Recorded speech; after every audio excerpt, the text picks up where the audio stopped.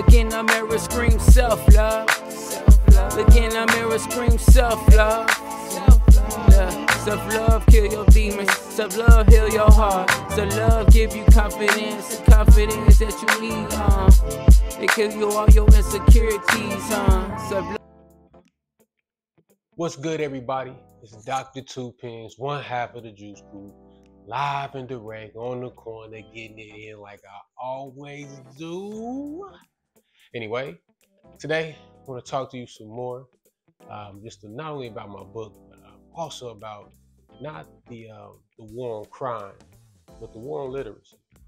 Yes, today I want to talk to you a little bit about the war on illiteracy. And I believe Reagan and some people began this in the 2000s. I feel like they started it in the 60s as well. I feel like there was a big push in Mexico to just go from house to house, family to family, and make sure every child in the country or in the area could read. So I want to talk about that because, we talk about crime.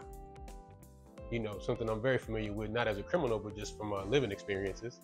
When we talk about crime, we have to talk about what creates crime. And if you ask me, being illiterate is what creates crime. Yes, being illiterate creates crime. How? Well, first of all, if you're a person who's illiterate, chances are you probably don't understand the laws.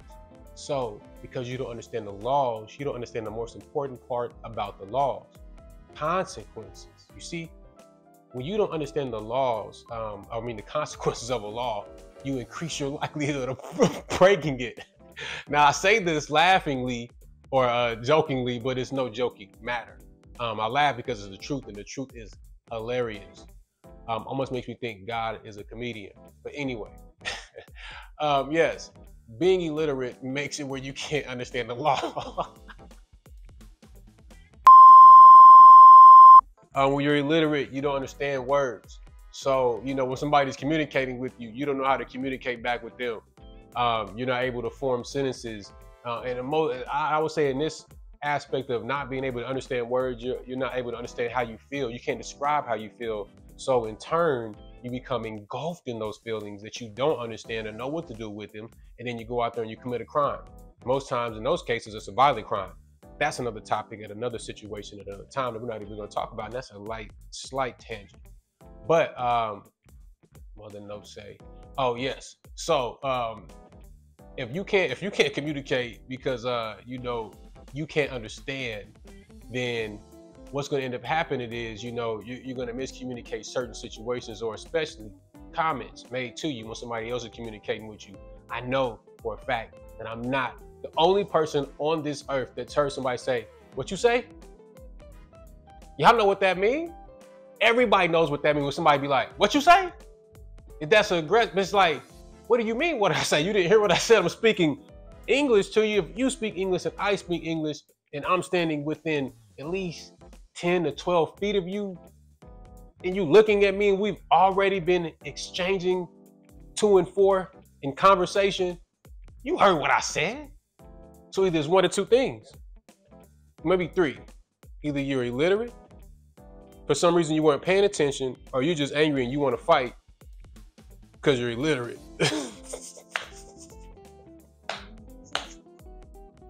Because it happens. On one of the movies, I forget the name of the movie, but the dude, he said something to the gangster, and the gangster was like, "I don't know what that means, so I'm gonna have to take it as disrespect."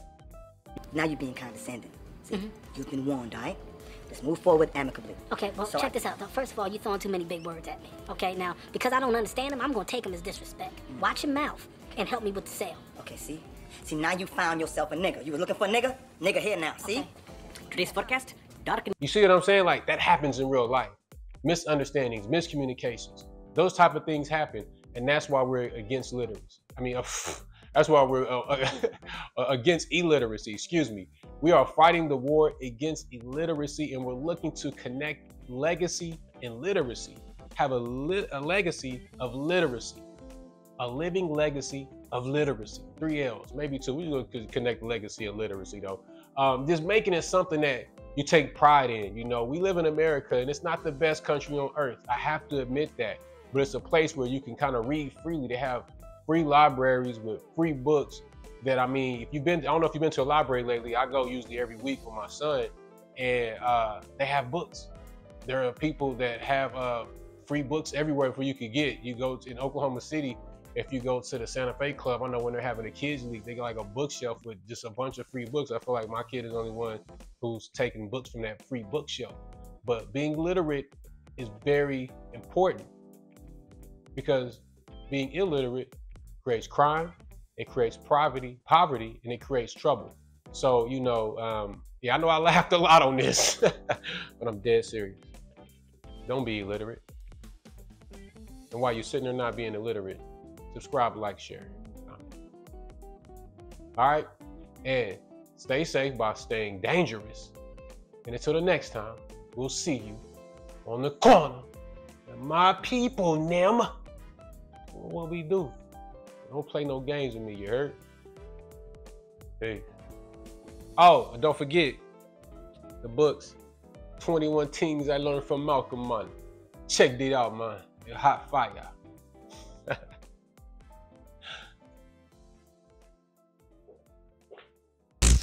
Everybody's reading. Yes, they are. Tell me what you're reading. What you got there?